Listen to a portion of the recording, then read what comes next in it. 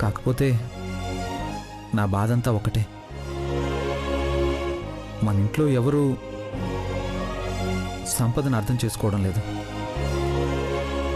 సంపదని నా ప్రాణం అనుకున్నాను.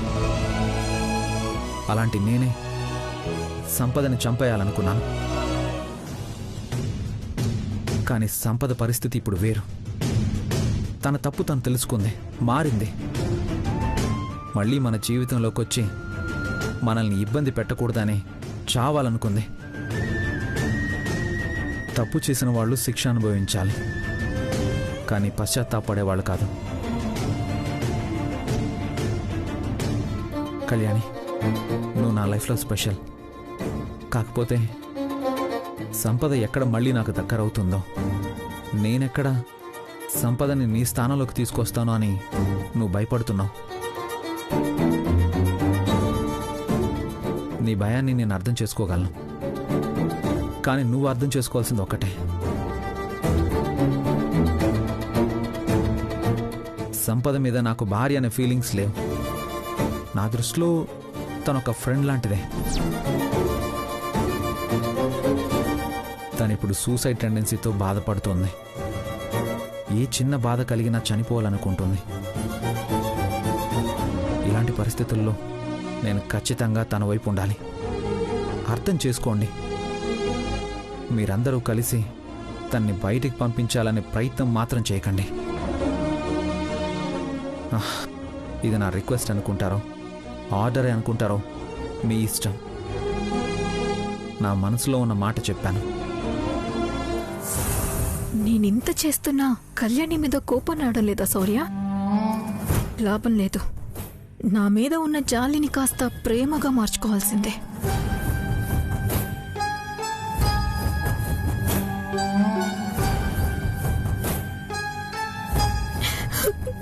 ఏయ్ సంపద, లే లే సంపద, ఏమైంది నీకు? నా కాళ్ళ మీద ఎందుకు పడుతున్నావు? దేవుడి కాళ్ళు పట్టుకోవడం తప్పు కాదు శౌర్య. ఇందాక అత్తయ్య వాళ్ళు పూజ దగ్గర నన్ను అన్ని మాటలు అంటుంటే ఇలాంటి బ్రతుకు అవసరమా అనిపించింది. నీకు చెప్పి ఇంటి నుండి వెళ్ళిపోవాలనిపించింది. ఎక్కడైనా దూకి చావాలనిపించింది. కానీ నీ మనసులో మాటలు కళ్యాణికి చెప్తుంటే మొత్తం విన్నాను. అప్పుడే అనిపించింది నా కోసం, నా గురించి ఇంతలా ఆలోచిస్తున్న నువ్వు దొరకడం నా అదృష్టమని.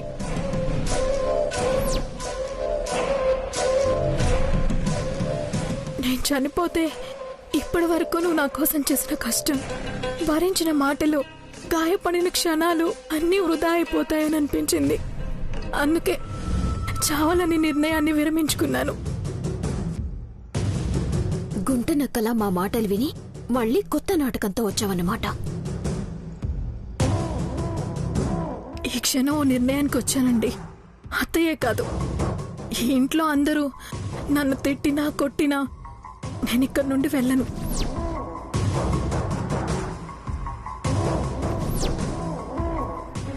మన అనుకున్న వాళ్ళు ఎవరూ లేనప్పుడు, మనల్ని అర్థం చేసుకునే వాళ్ళు, మనల్ని ప్రేమగా చూసుకునే వాళ్ళు లేనప్పుడు బ్రతుకు మీద ఆశ, బ్రతకాలనే కోరిక రెండు చచ్చిపోతాయి. అలాంటప్పుడే చనిపోవాలనిపిస్తుంది. నాకిప్పుడు నేనున్నాను అనే ధైర్యం మీరు ఇచ్చారండి.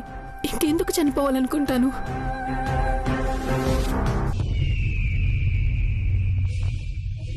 ఆఫీసర్, సంపద నాటకమాడుతోంది. తను మాట్లాడుతున్న మాటలన్నీ అబద్ధం. మీతో మాట్లాడుతూనే నాకు కన్ను కొట్టింది. నేనా కన్ను కొట్టానా? ఎందుకు కళ్యాణి ఇలా అబద్ధాలు ఆడుతున్నావు? నిజంగానే నేను నాటకం ఆడేదాన్నైతే మనసులో నీ మీద కోపం పెట్టుకొని బయటకు నార్మల్గానే ఉంటాను కదా. నాటకం ఆడుతున్నానని నీకు తెలిసేలా ఎందుకు చేస్తాను? సంపద, ఎవరికి ఇష్టం ఉన్నా లేకపోయినా నువ్వు ఇక్కడే ఉంటావు. తను మారిపోయినా ఎందుకు నీకింత కోపం? ఎందుకు ఇంకా ఇంకా బ్యాడ్ చేయాలనుకుంటున్నావు?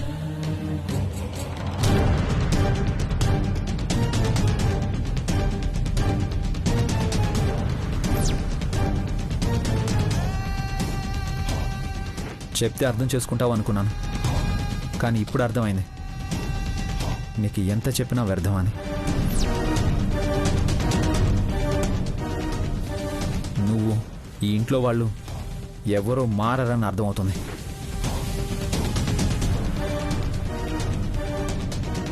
సంపదకి కొత్త జీవితం మీద ఆశ కల్పించాలని ఇంటికి తీసుకొచ్చాను. కాదు కూడదు అంటావా? నీకు నాకు మధ్య దూరం పెరుగుతుంది.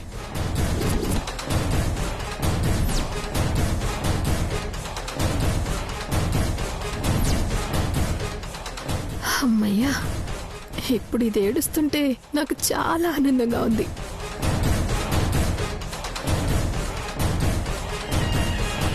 అయ్యో, ఏంటండి అలా అంటారు? వద్దు, నా వల్ల మీ ఇద్దరు దూరం కాకూడదు. మీరిద్దరూ ఎప్పటిలాగా ఆనందంగా ఉండాలి. నువ్వు మామూలు నాటకం ఆడటం లేదుగా. ఇది జస్ట్ శాంపుల్ బేబీ. ఆ ముందు ఇంకా ముందు ఇలాంటి సీన్స్ చాలా ఉంటాయి. కానీ ఆ సీన్స్ లో నీ ఆటలు సాగనివ్వను.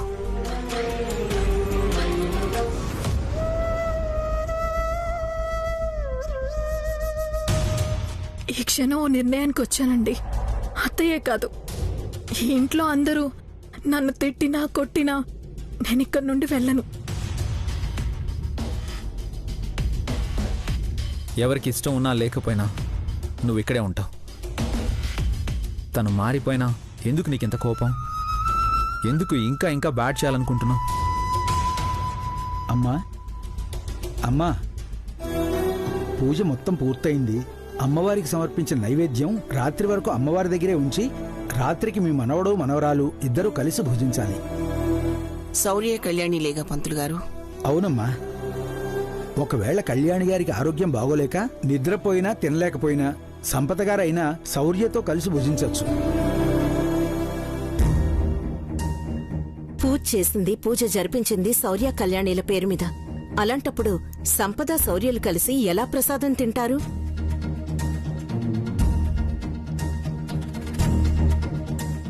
కింద పడ్డ వాళ్ళకి బరువులు మోయడం ఇబ్బంది గాని ప్రసాదం తినడానికి ఇబ్బంది ఉంటుంది చెప్పండి. నిజమేనమ్మా. అలా అయితే ఏ సమస్య లేదు. శివపార్వతి గారు ప్రత్యేకించి అడిగితేను. అవుననుపమ్మా, నేనే అడిగాను. ఈ మాట శౌర్యకి చెప్పాలని ప్రత్యేకంగా అడిగాను. సరే అమ్మా, మరి నేను వెళ్ళరానా? అలాగేనండి. చిన్ని, అమ్మా, పంతులు గారికి సంభావన ఇచ్చి పంపించు. అలాగేనమ్మా. రండి పంతులు గారు. వస్తానమ్మా.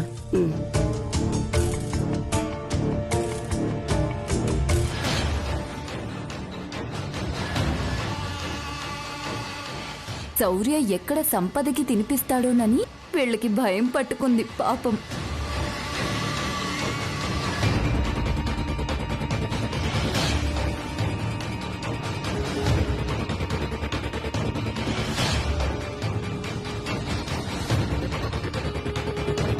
నా లైఫ్ ఎటు వెళ్తుందో అర్థం కావడం లేదు.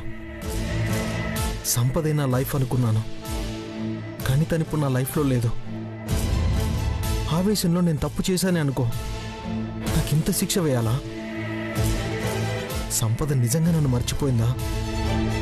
నా ప్రేమని మర్చిపోయిందా? సంపద నన్ను వద్దనుకుని వెళ్ళింది. సరే, అయినా శౌర్యగాడికి బుద్ధి లేదా? వేరే పరాయి మగాడితో 3 నెలలు వెళ్ళిపోయిన భార్యని మళ్ళీ ఎలా ఇంటికి రానిచ్చాడు? నిజంగా అంత ప్రేమున్నవాడు అప్పుడు కనిపిస్తే చంపేస్తానని ఎలా వెంటపడ్డాడు? ఇప్పుడు 2 పిల్లలతో హాయిగా కులుకుతున్నట్టున్నాడు. అయినా శౌర్యగాడికి బుద్ధి లేదు. అప్పటికీ అమ్మ చెప్తూనే ఉంది, ఒరే సిద్ధు, సంపదని నమ్మకురా, అది మామూలుది కాదురా అని. నేనే వినలేదు. ప్రేమ ప్రేమ అంటూ సంపదని వెనకేసుకొచ్చాను. పెళ్ళయి పిల్లాడున్నా ఏ రోజు సంపద మీద ప్రేమ తగ్గలేదు. ఆఖరికి తన కోసం 2 సార్లు ప్రాణాల మీదకి తెచ్చుకున్నాను. అయినా నన్ను వదిలి తను బ్రతకగలిగినప్పుడు తన్ని వదిలి నేను ఉండలేనా, బ్రతకలేనా? బ్రతుకుతాను. తనకంటే ఆనందంగా బ్రతుకుతాను. తన కళ్ళ ముందే తిరుగుతాను. అమ్మ చెప్పినట్టు మహాలక్ష్మిని పెళ్లి చేసుకుంటాను.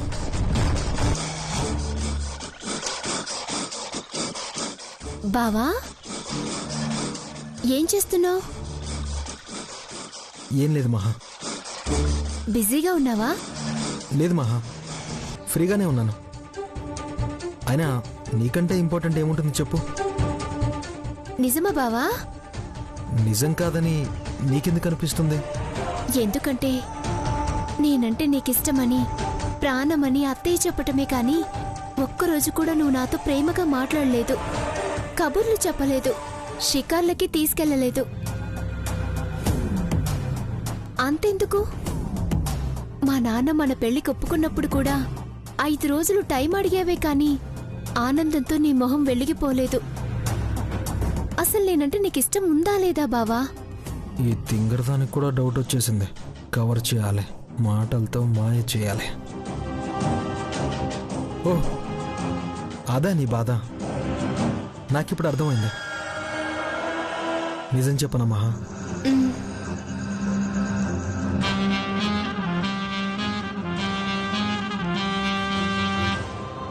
కావాలనే నీకు దూరంగా ఉంటూ వచ్చాను.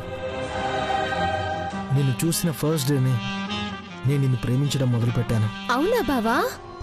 మరి నాకు చెప్పలేదే? దానికి కారణం ఉంది మహా. అసలే అత్తయ్యకి మేమంటే నచ్చదు. మేమిక్కడ ఉంటామంటేనే ఒప్పుకోలేదు.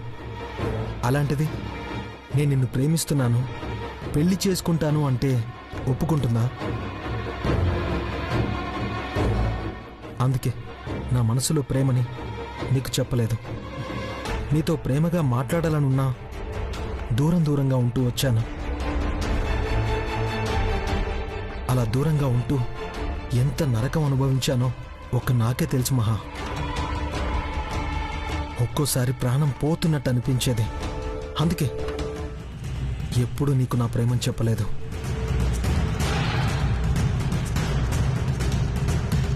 అమ్మని కూడా చెప్పొద్దన్నాను, కానీ నీకు చెప్పేసింది. ఏదైతేనే మన పెద్దవాళ్ళు ఒప్పుకున్నారు. ఇప్పుడు నాకు చాలా అంటే చాలా సంతోషంగా ఉంది మహా. ఇదంతా నిజమా బావా? నువ్వు సంపదక్క వెళ్ళిన దగ్గర నుంచి బాధగా ఉంటే నువ్వు నన్ను లవ్ చేయట్లేదేమో, సంపదక్కని లవ్ చేస్తున్నావేమో అనుకున్నాను.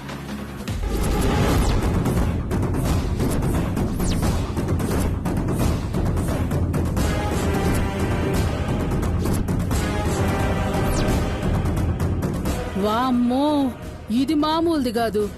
అమాయకురాలనుకున్నాను, దీనికి అనుమానం కూడా వస్తుండదా?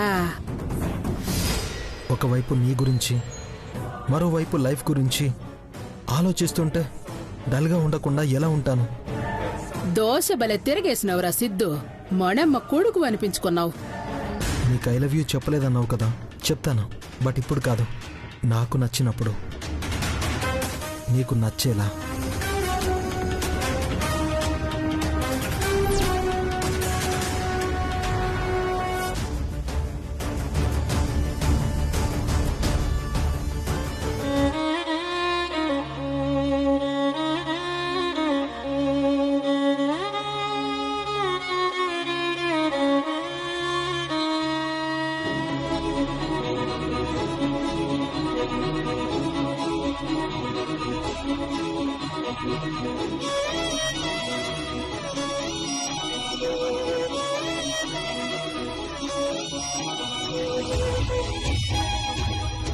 సంపద ఎక్కడికి వెళ్ళదమ్మమ్మ, వెళ్ళదమ్మమ్మ, వెళ్ళదమ్మమ్మ, వెళ్ళదమ్మమ్మ, వెళ్ళదమ్మ.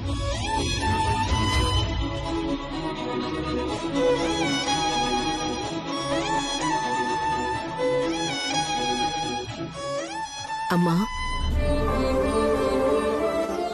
ఏం ఆలోచిస్తున్నావమ్మా? ఏమీ లేదనుపమా. వయసు మీద పడింది కదా, ఆలోచనలు ఎక్కువైపోయాయి. నీకు వయసు కాదమ్మా ఎక్కువైంది. నీ మనవడు మనవరాలి మీద ప్రేమ. వాళ్ళ గురించే కదా నీ ఆలోచన అంతా? నా అంతరాత్మ వినువు. కాదని నీకెలా అబద్ధం చెప్పగలను? పంతులు గారు శౌర్య కళ్యాణిలు కలిసి ప్రసాదం స్వీకరించాలి అంటే నువ్వెందుకది జరగదన్నట్టుగా అన్నావో నాకర్థం కాలేదమ్మా. శౌర్య చెప్పాడు కదమ్మా, సంపదని ఇంటికి తీసుకొచ్చింది కేవలం ఒక ఆడపిల్ల జీవితం నాశనమవుతుందనే జాల్తోనే, తన మీద ప్రేమతో, తన భార్య స్థానంలో కాదు అని. పైగా ఆ మాటల్ని నిజం చేస్తూ కళ్యాణి నడవలేకపోతే ఎత్తుకునొచ్చి మరీ అమ్మవారి ఆశీర్వాదం ఇప్పించాడు. అప్పుడు వాళ్ళిద్దరినీ అలా చూసి అనిపించింది. పీటల మీద పూజలో కూర్చునుంటే పక్కపక్క నుండి ఆశీర్వాదం తీసుకునేవాళ్లు. కాని ఇప్పుడు ఒక్కటై అమ్మవారి ఆశీర్వాదం తీసుకున్నారు. ఇది అమ్మవారి లీల అనుకుంటున్నానమ్మా. సంపదకి అమ్మవారి నువ్వాళ్ళిద్దరినీ విడదీయాలని చూస్తే ఇంకా దగ్గరవుతారని చెప్పినట్టు అనిపించిందమ్మా. పూజ జరిగే వరకు నేను నీలాగే భయపడుతూ వచ్చానమ్మా. ఇప్పుడు శౌర్య కళ్యాణి వైపే ఉన్నాడని అనుకుంటున్నాను. మంచి జరగాలని కోరుకోవటంలో తప్పులేదనుపమా. కాని జీవితం మనకు నచ్చినట్టే సాగుతుంది అనుకుంటే అది మన పొరపాటు అవుతుంది. శౌర్య కళ్యాణి సంపదలు మాట్లాడుకుంటుంటే విన్నాననుపమా. ఇప్పుడు అర్థం అవుతుంది. అన్నిటికంటే నేను చేసిన అతిపెద్ద తప్పు కళ్యాణిని పెళ్లి చేసుకోవడం. సంపద నటించడంలో, మాటలు అల్లడంలో బాగా ఆరితేరిపోయింది. శౌర్య తన మీద చూపించి జాలిని అడ్డం పెట్టుకుని మెల్లగా శౌర్య మనసులో స్థానం సంపాదించుకోవడానికి ప్రయత్నిస్తోంది. శౌర్య కళ్యాణీలు సంపద ఉన్నంత వరకు ఒకటి కాలేరు, కానివ్వదు. అర్థమైందమ్మా. ఏదైతే అదవుతుంది. మనం పంతులు గారు ఏం చెప్పారో శౌర్యకదే చెప్దాం. ఇద్దరినీ ప్రసాదం తినిపించుకోమని అడుగుదాం. అప్పుడు శౌర్య మాట్లాడే మాటల్ని బట్టి మనం ఏం చేయాలో ఆలోచిద్దాం. నువ్వు దాని గురించి ఎక్కువగా ఆలోచించకమ్మా. సరే.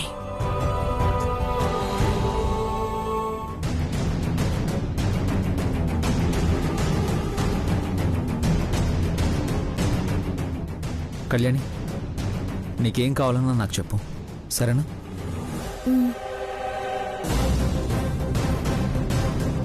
సంపద, కళ్యాణ్కి హెల్త్ బాగాలేదు కదా, నాకు కొంచెం భోజనం వడ్డిస్తావా? ఆకలిగా ఉంది. అయ్యో, అలా అడుగుతారేంటండి? ఎందుకు వడ్డించను? అయ్యో పర్లేదు ఆఫీసర్, ఇప్పుడు కొంచెం పర్లేదు, పెయిన్ తగ్గిపోయింది. నేను వడ్డిస్తాను, మీరు పదండి. వద్దు కళ్యాణి, నువ్వు రెస్ట్ తీసుకో. ఆఫీసర్, హాఫ్ డే అయినా కరెక్ట్గా రెస్ట్ తీసుకుంటే త్వరగా తగ్గిపోతుంది.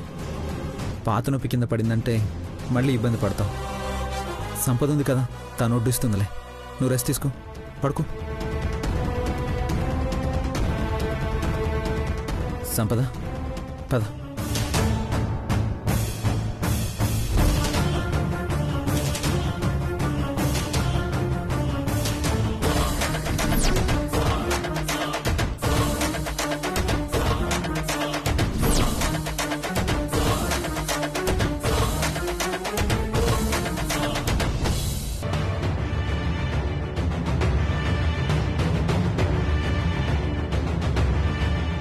భోజనం వడ్డించమంటారా, టిఫిన్ వడ్డించమంటారా?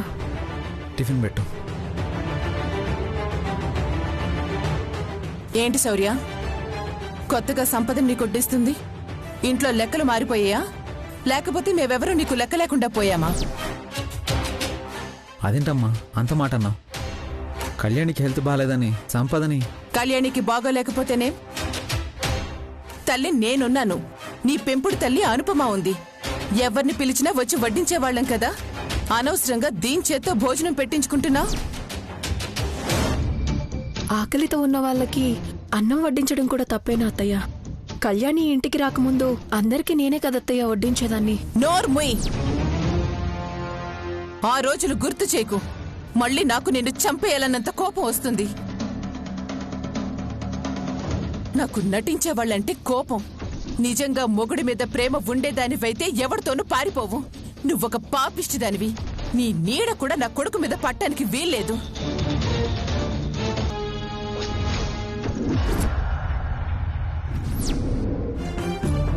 అమ్మ ఇంకా ఆపుతావా? తనంతట తానే వడ్డిస్తానని నేను రాలేదు. నేనే కళ్యాణికి బాలేదని, సంపద పక్కనే ఉంది కదా అని అడిగాను. నువ్వు ప్రతిదానికి రాద్ధాంతం చేయకు. సంపద, నువ్వు వడ్డించు. అవసరం లేదు.